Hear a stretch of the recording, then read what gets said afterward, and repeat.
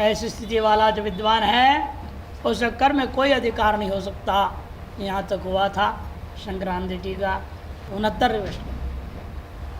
सर्वमिथ्यात्व दर्शनस्य प्रवृत्तिश्च परस्पर विरुद्धत्वात्।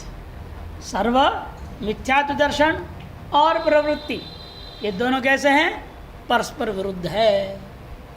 प्रवृत्ति के लिए सर्व सत्यत्व चाहिए, भेद द्वैत की सत्यत्व चाहिए तो ही प्रवृत्ति होगी, और सर्व मिथ्यात्व आ गया अद्वैत हो गया, अब प्रवृत्ति नहीं हो सकती। इसे दोनों परस्पर विरुद्धत्वाद एकाधिकरणत्व अनुपत्य है।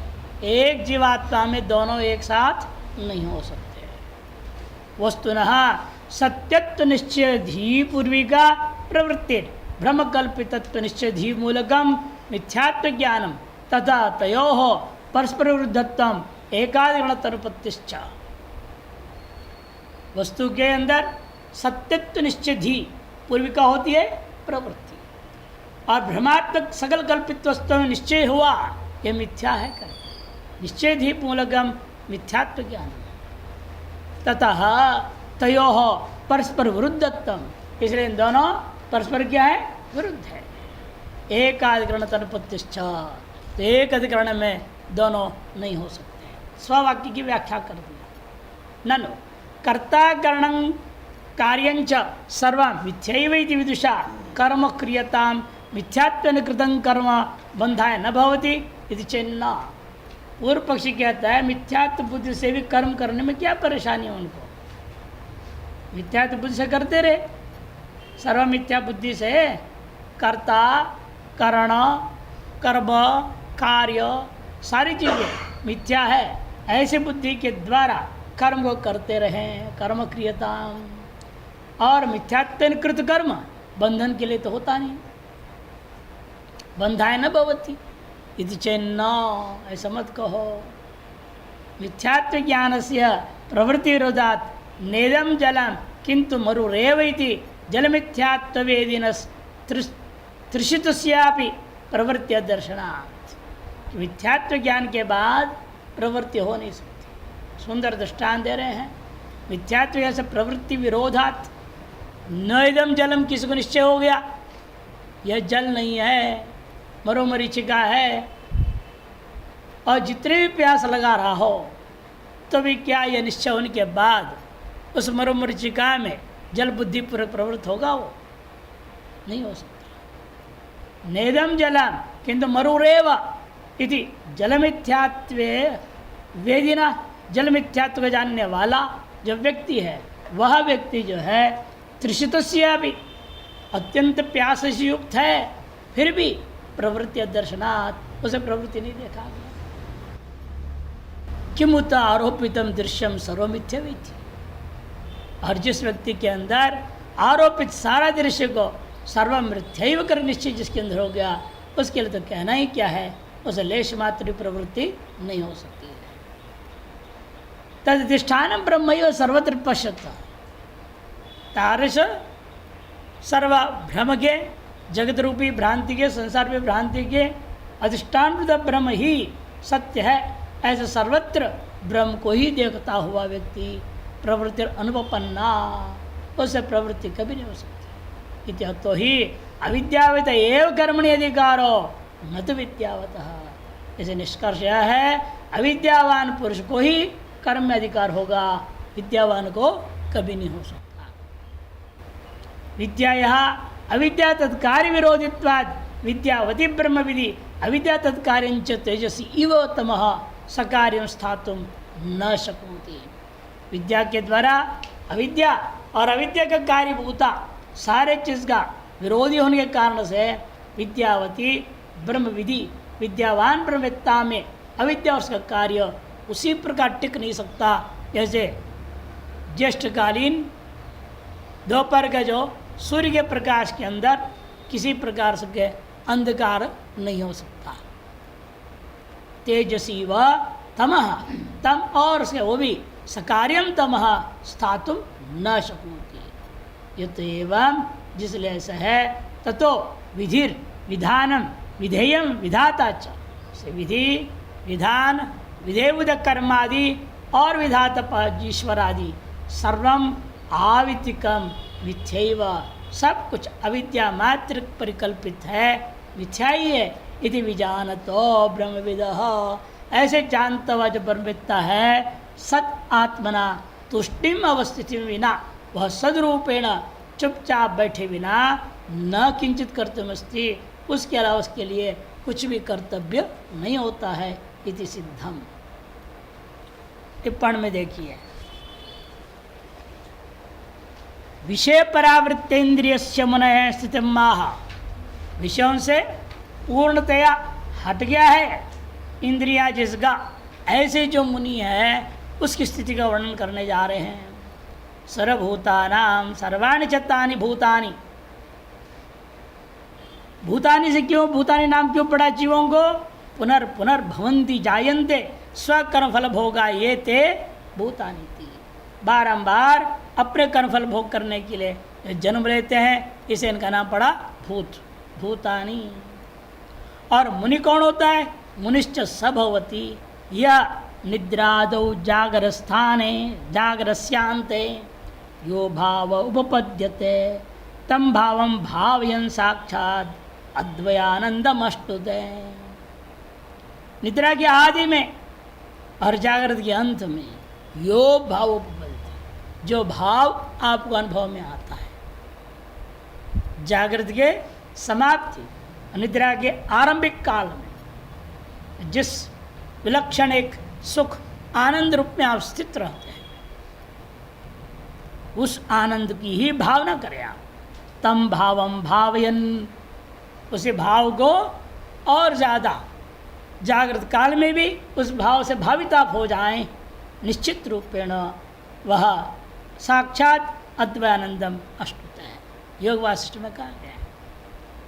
निद्रा शेष अर्थात निद्रा की समाप्ति में, जागृत के आरंभ में, एवं जागृत की समाप्ति और निद्रा के आरंभ में।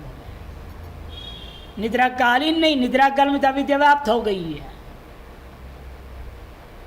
जहाँ अभी अविद्या व्याप्त नहीं हुई, उस अवस्था पूर्ण रूपेण जगे भी नहीं है, सोए भी नहीं पूर्ण रूपेण, वही योग निद्रा अवस्था है एक तरह से, बीच में है।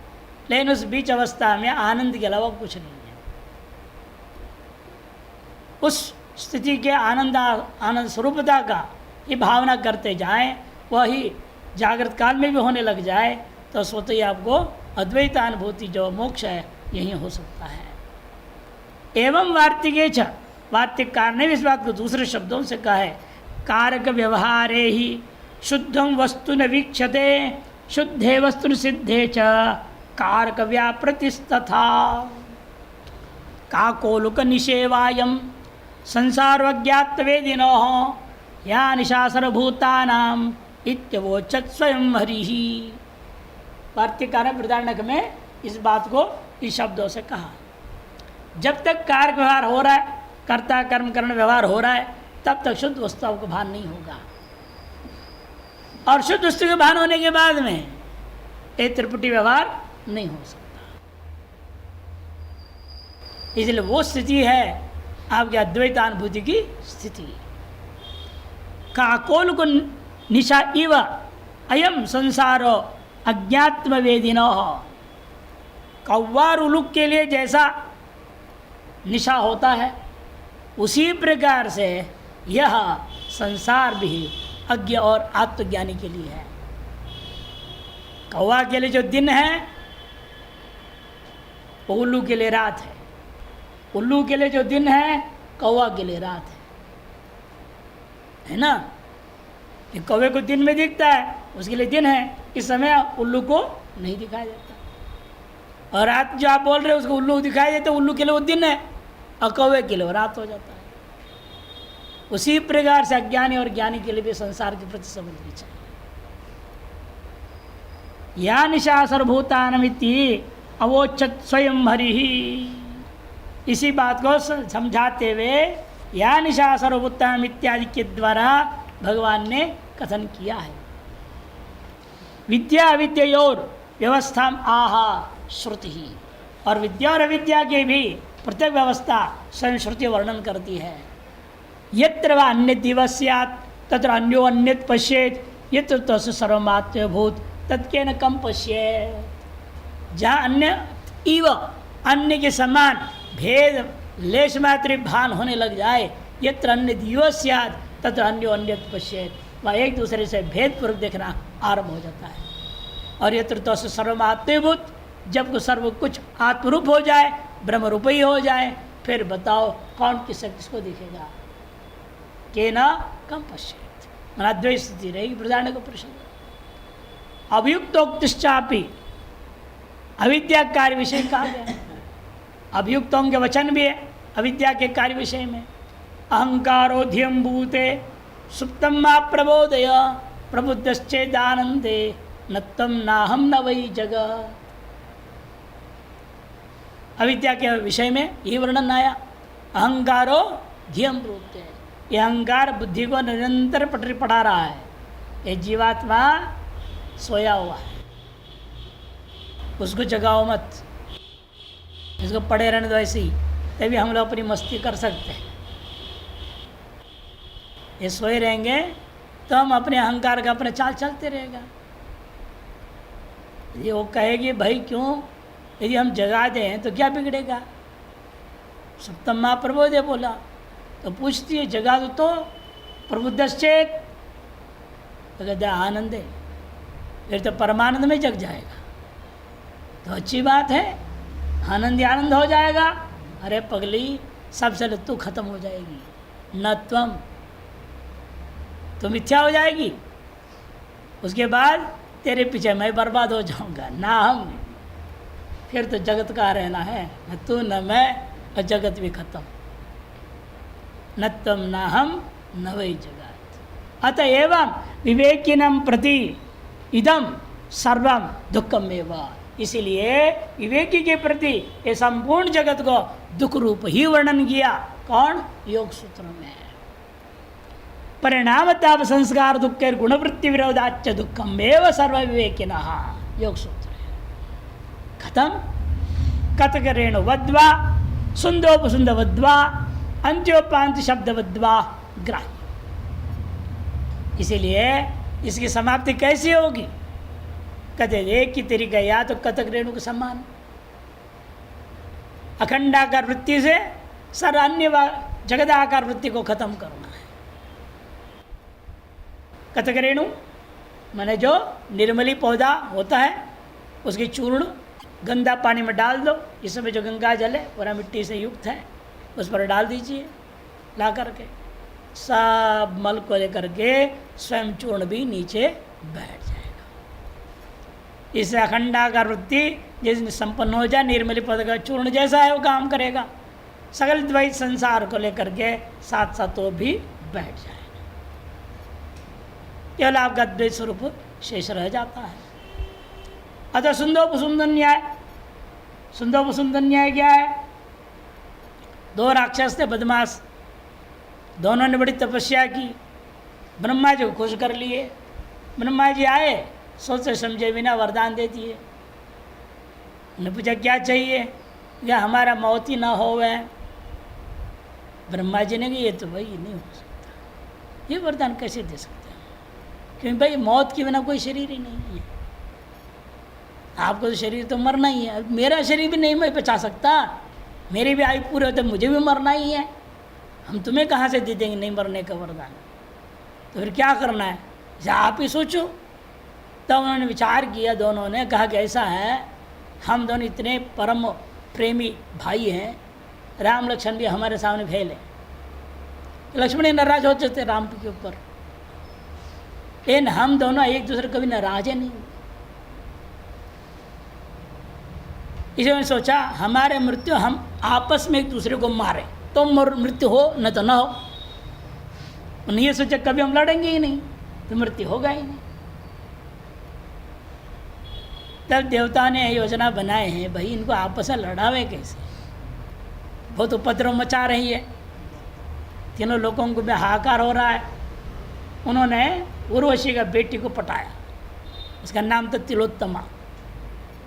तिल प्रति तिल उसका सौंदर्य बढ़ते ही रहता था, घटता ही नहीं कभी। नाम इसलिए रखा दिया तिलोत्तमा। और उसको भेज दिए पढ़ा करके, तुम ये बोलना, वो लोग तुमको देख के प्रसन्न हो जाएंगे, तेरे सौंदर्य तो तीनों लोकों में कोई नहीं है, तुमको चाहेंगे वो, तब तुम उनके सामने शरत रख दो, भाई हम तो एक पतिव्रता हैं, एक से मैं शादी करने निर्णय है मेरा, तुम दोनों से मैं शादी नहीं कर सकता, इसे तुम दोनों में जो बलिष्ठ है उसी से मैं शादी करूंगी। तो लड़ेंगे वो, मैं बलिष्ठ हूँ, मैं शादी करूंगा, तो आपस में भिड़ेंगे, एक दूसरे गला दबा के दोनों, वही हुआ। इसलिए अखंडाकार वृत्ति, संसाराकार वृत्ति दोनों एक दूसरे को गला दबोच देंगे, वृत्ति खत्म, आप चेतन रह जाएंगे प्रकाशक। सुंदर न्याय कहते हैं। अतः न्यायिकों के दृष्टिकोण से दृष्टान दिया अंत्योपांति शब्द बद्वा, जैसे हम यहाँ से शब्द बोल रहे हैं, ये जो है तरंग के रूप में जाता है, बोलते हैं ना, वीची तरंग न्याय, कदम मुकुल न्याय से फैल रहा है, कहाँ तक फैलेगा? पूरी दुनिया में थोड़ी जा रहा है। यदि ऐसा तो माइक लगाने की जरूरत क्या थी? इसकी भी एक सीमा है जाने का। कहीं जाकर जब समाप्त हो रहा है तो आगे आगे वाला पीछे पीछे वाले को समाप्त करके उत्पन्न हो रहा है। तरंग ऐसी होता है ना, यूँ होता है, ये नष्ट हुआ अगला उत्पन्न हुआ, ये नष्ट हुआ अगला उत्पन्न हुआ।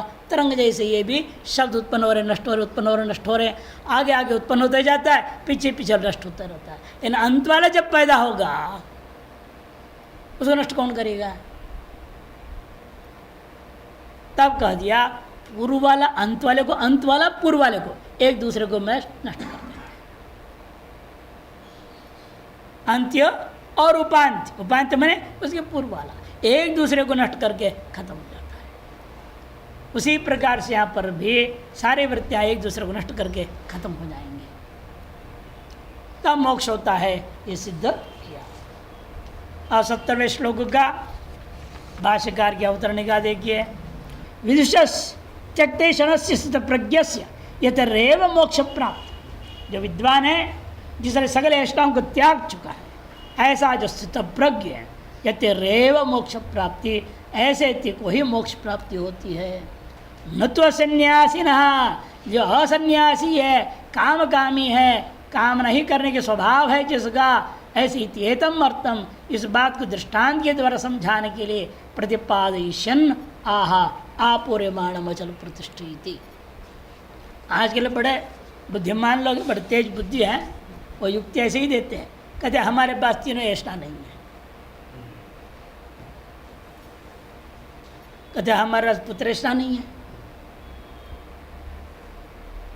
वित्तेष्ठा नहीं है, लोकेष्ठा भी नहीं। कौन कह रहे हैं? अभी अभी शादी करके आया हुआ, शादी करके आए हुए हैं और हमसे कह रहे स्वामी जी हम मुक्ति के अधिकारी है या नहीं बताइए।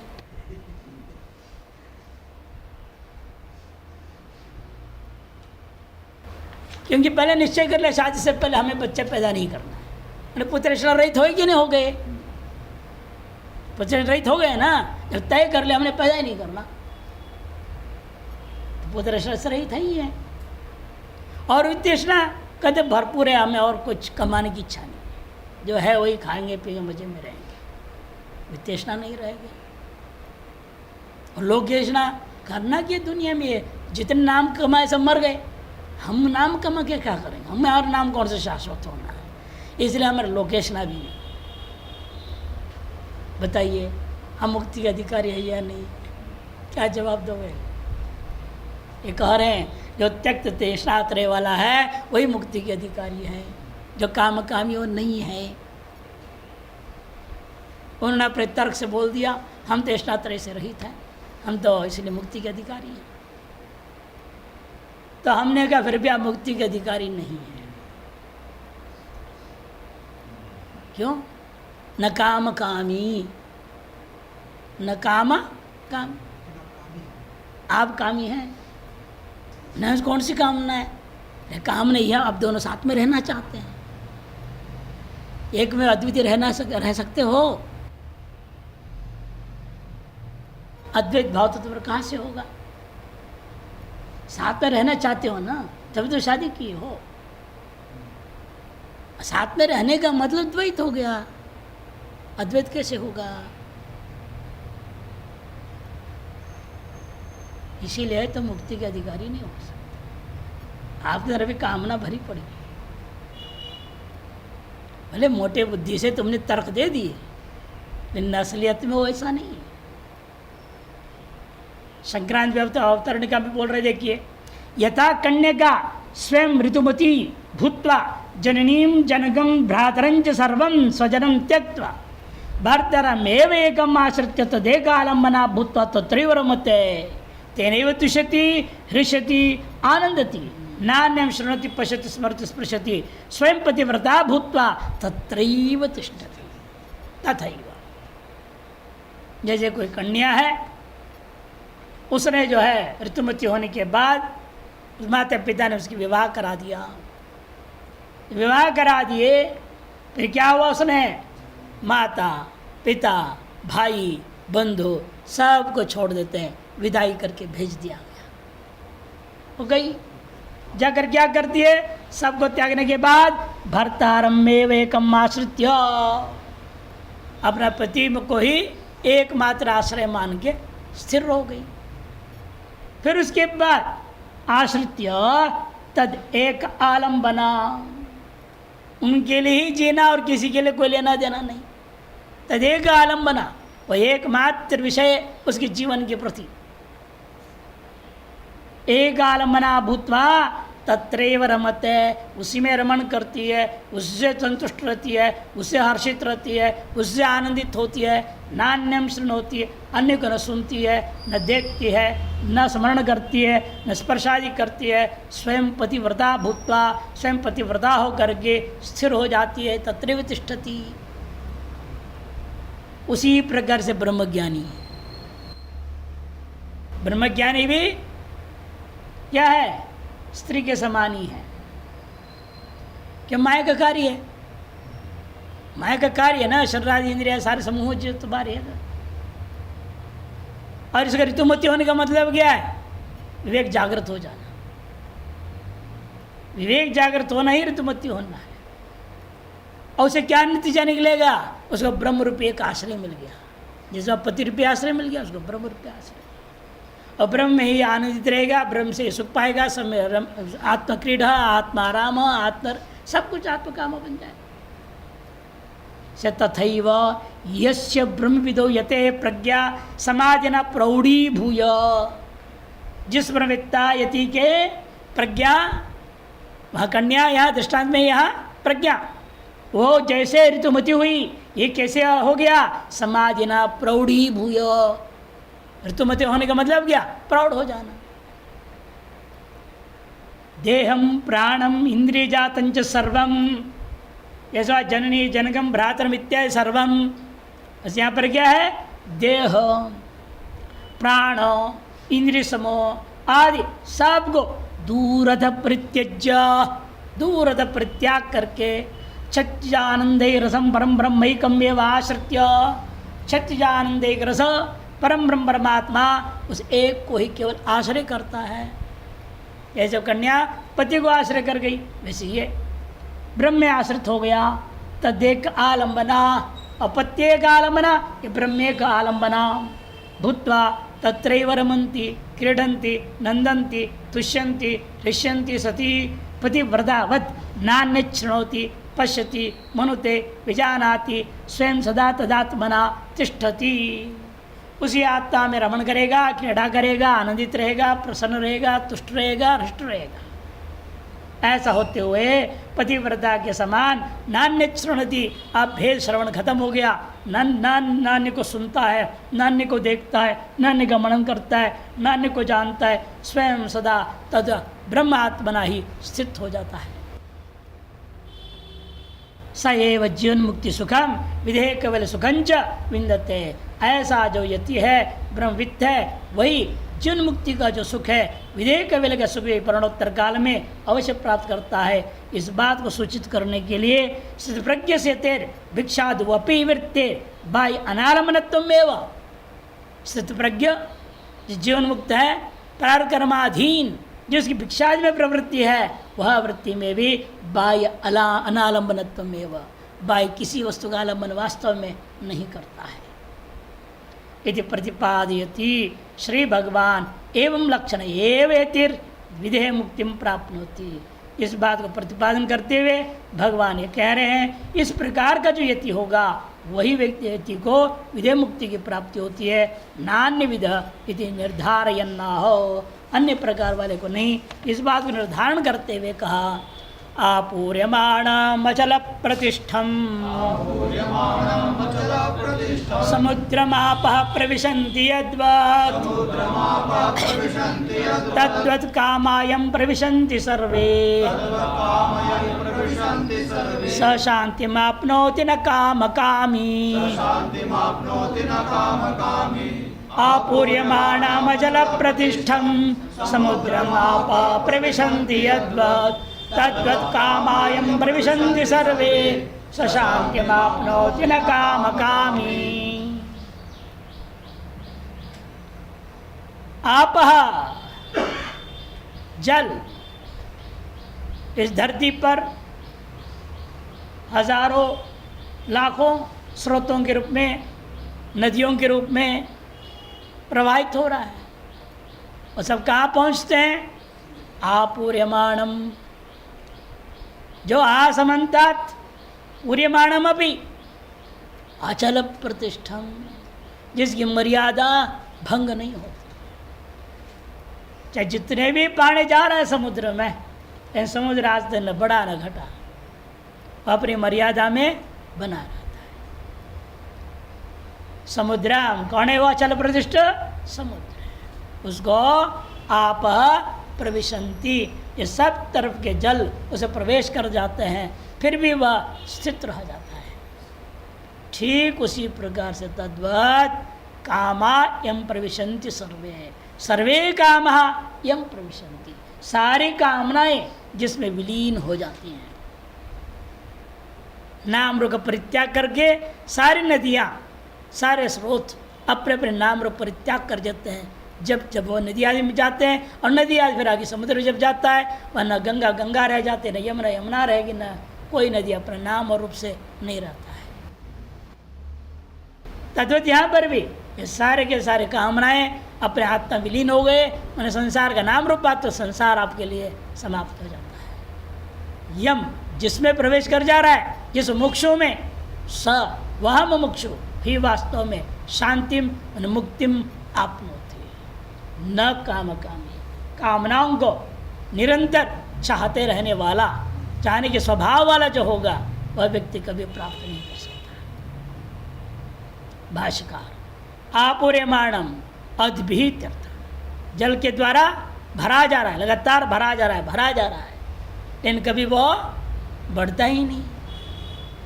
एक भी क्षण नहीं जो समुद्र में जल का प्रवेश नहीं हो रहा हो। एक दो नदी थोड़ी, कितनी नदियां अंदर जा रही हैं, लगातार जा रही हैं,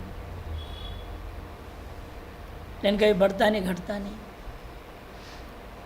बारिश आ जाए, यहाँ देख लीजिए क्या होता, नदी बढ़ जाती है, बाढ़ आ जाता है, विनाश करते हुए चलता है।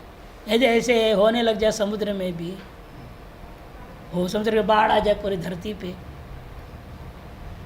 टिक पाएगा कोई? कुछ भी नहीं टिकेगा। ये आश्चर्य है, जितने भी पानी अंदर जा रहा है, फिर भी उसकी मर्यादा उल्लंघन नहीं होता। कभी कभार उसका जो चंद्रमा से ज़्यादा प्रेम हो जाता है, चंद्रमा को प्यार करने लग जाता है, तो थोड़ा वो ताल चरण तरंग आ जाते हैं, सुनामी जैसे लहर आते हैं, ज्वार भाटा आ जाते हैं, लेकिन फिर वो शांत हो जाता है। इसलिए कहते हैं वो भी कई बार हुआ, आप लोग समझते हैं सुनामी माने भी वास्तव में प्राकृतिक नहीं था, ऐसा कृत्रिम है। आपको पता नहीं क्यों हुआ वो, वैज्ञानिक लोग बोलेंगे नहीं, प्रचार नहीं करेंगे इस बात को। ये और कुछ नहीं, अंदर में जो परमाणु का इस्तेमाल होता है ना, बम बनाने और अन्य कार्यों में, बिजली बनाने, रिएक्टर्स होते ही नहीं, न्यूक्लियर रिएक्टर्स, वो जो कचरा है वो कचड़े को विशेष स्टील के ड्रम में पैक कर दिया जाता है, ले जाके समुद्र में रखा गया। लेकिन कब तक वो भी शांत बैठेंगे वहाँ?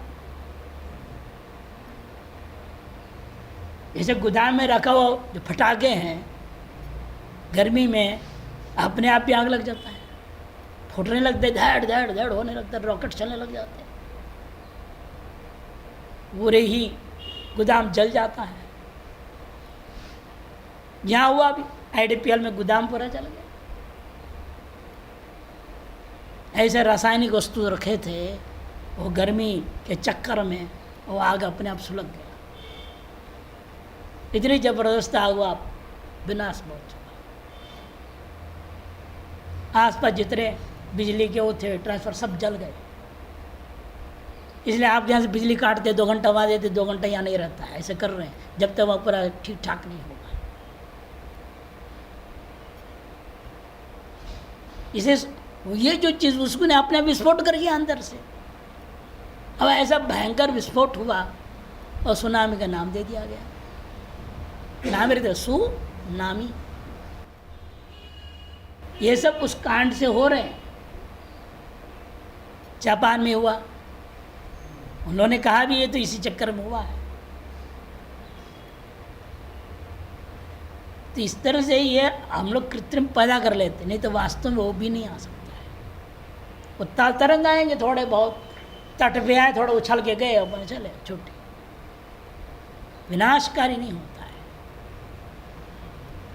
आपूर्यमाणम अचल प्रतिष्ठम, अचलतया प्रतिष्ठा अवस्थिति यस्य। अचलतया प्रतिष्ठा मैंने अवस्थिति है जिसका, तम अचल प्रतिष्ठा। कौन है वो? कि समुद्रम, समुद्र है। उसको आप सर्वतः गताः प्रविशन्ति, सर्वत्र फैले हुए जो जल है सब उसी में प्रवेश कर जाते हैं। अंत में स्वात्मस्थम अविक्रम्येव संतम यद्वत्, वह अपने आप में अविक्रिय रहता हुआ वह समुद्र जैसे स्थित रहता है, उसी प्रकार से तद्वत् कामा विशेषनिधौ अपि सर्वदा इच्छा विशेषा यम समुद्रम इव आप विकुर्वन्तः प्रविशन्ति सर्वे आत्मन्येव प्रलीयन्ते। उसी प्रकार से विषय के सन्निधि होने पर भी सारी कामनाएं सर्वत्र जो है इच्छा विशेष जो होते वे उसी प्रकार प्रवेश कर जाते हैं जैसे समुद्र में जल प्रवेश हो जाता है। अविकुर्वन्ता या अवग्रह अक्षण होना चाहिए। समुद्र में वह आपो अविकुर्वन्तः, अवग्रह चिन्ह दे दो यहाँ, उसमें होगा, इसमें नहीं है। बिना विकार किए प्रवेश कर गए कि नहीं सारे जल, समुद्र में विकार पैदा की बिना सब जल प्रवेश कर जाते हैं। जैसे उसी प्रकार से ये सारी कामनाएं आपकी आत्मा में बिना लेश मात्र विकार पैदा किए प्रवेश कर गए, नष्ट हो गए। कहने का मतलब आत्मनेव प्रविलीयन्ते न स्वात्मवशं कुर्वन्ति। अब तक जो है ये विषय की कामनाएं अपने अधीन कर लिए थे जीवात्मा को, अब जीवात्मा के अधीन सब कामना चले गए। स शांतिम मोक्षम प्राप्नोति, वही व्यक्ति शांति मन मोक्ष को प्राप्त करता है। नेत्र कामगामी काम्यन्ते कामाः विषयाः तान कामितुम शीलम यस्य, काम्यन्ते कर्म की उत्पत्ति कर दिया, काम्यन्ते कामा मने विषयाः, उनकी कामना करने की इच्छा करने की शील मने स्वभाव यस्य स, उस व्यक्ति का नाम कामकामी। नैव प्राप्नोति, तारस व्यक्ति कभी तारस शांति मुक्ति को प्राप्त नहीं कर सकता। इत्यर्थः। शंकरानंदी व्याख्या। गंगा नर्मदा गोदावरी कृष्णा कावेरी सिंधु आदि नाम महानद नदीनाम 10,000,000 संख्याकेभ्यो मुखेभ्यो अतिपरिणाहवद्भ्यः समागतैर अभ्रंकशैर महाप्रवाहैर अपरिमितैः समन्ताद् आपूर्यमाणमपि। गंगा नर्मदा गोदावरी कृष्णा कावेरी सिंधु आदि महान विशाल तट है जिनका, लंबी यात्रा होती है। छोटे नदियाँ नहीं है, बड़े बड़े नदियाँ हैं। महानद नदी नाम, महानद तटों से युक्त नदियाँ, लंबे लंबे 2000 किलोमीटर, 1500, 1000 ऐसे लंबे लंबे तटों से युक्त जो नदियाँ, 10 शत सहस्र, वे ऐसे नहीं है, उनके अंदर कितने घुसे हैं पता है। और नदी अकेली वहाँ से उत्पन्न और सीधे चल पड़ी, गंगोत्र से निकली हुई नदी, ये गौमुख से जो निकलती पानी वही समुद्र तक जा ही नहीं सकती, वहीं सूख जाता उधर ही ऊपर ही। होता क्या है, जितने भी झरने हैं आ रहे हैं, बहुत सारी छोटी छोटी नदियाँ अंदर प्रवेश कर रही, इधर से अलग नंदा आ रही, इधर वो नंदा आ रही, ये गंगा वो गंगा, अनेक गंगाएं सब अंदर घुस गई। उनका सबका नाम ही गंगा रख दिया, अलग अलग गंगाएं सब एक भागीरथी में आ जाती है। आगे जाकर देखो इलाहाबाद में यमुना भी इसी में चली गई, आगे सोन है, भद्र है, सब उसमें अंदर चले जाते सारे के सारे। तो सैकड़ों नदी से 10 शत सहस्र माने 10 लाख संख्या वाले मुखेभ्यो, इन मुखों से अति परिणावद्भ्य, अत्यंत परिणाम वाले हैं ये। समागतैर अभ्रंकशैर, एक ऐसे आ गए बादलों के माध्यम से बरसते बरसते सारे छोटे छोटे नदियाँ और सब बनते बनते बड़े नदियाँ ऐसे होते हुए चल पड़े। अभ्रंकशैर महाप्रवाह है, एक से एक महान प्रवाह बन गए। महान प्रवाहैर अपरिमित ही समन्तात् आपूर्यमाणम अपि, महाप्रवाहों के द्वारा जो कि अपरिमित है, इसका नाप तोल कोई कर ही नहीं सकता कितने पानी अंदर जा रहा है। समुद्र में प्रतिदिन भर, प्रति घंटे या प्रति मिनट के हिसाब से भी कोई गणित करके बता सकता है कितने पानी समुद्र प्रवेश कर जा रहा है, नहीं बोल सकता। इसलिए अपरिमित कह दिया, अपरिमित ही समन्ता, चारों तरफ से आपूर्यमाणम अपि, भरे जाने के बावजूद भी स्वयं समुद्र कैसा है, अचल प्रतिष्ठम, अचला चलन वर्जिता, प्राक्तन स्वीय लक्षणम अनधिक्रांता, वृद्धि क्षय शून्य, ये बुद्धि हो गया है, भू को व्री बना, वृद्धि वृद्धि क्षय शून्य। चलन वही रहते का मतलब क्या, प्राक्तन जो अपना जो स्थिति था उस स्थिति से अतिक्रमण करने वाली नहीं है, मर्यादा का उल्लंघन नहीं करती है, सीमाओं का उल्लंघन नहीं करती है, अर्थात वृद्धि और क्षय से शून्य है। प्रतिष्ठा जल स्थिति, मर्यादा यस्य, जल की स्थिति अर्थात मर्यादा जिसका, सो ऐसे जो समुद्र है उसका नाम है अचल प्रतिष्ठा। तम अचल प्रतिष्ठम प्रवाह अप्रवेश काल इव प्रवेश काले अपि, अप्रवेश काल में जैसी स्थिति थी समुद्र का, प्रवेश काल में भी एक रूपेण सत्ताविश शून्यतया, सत्ताविश शून्य होकर के वर्तमानम समुद्र मित्यर्थ, समुद्र वर्तमान रहता है।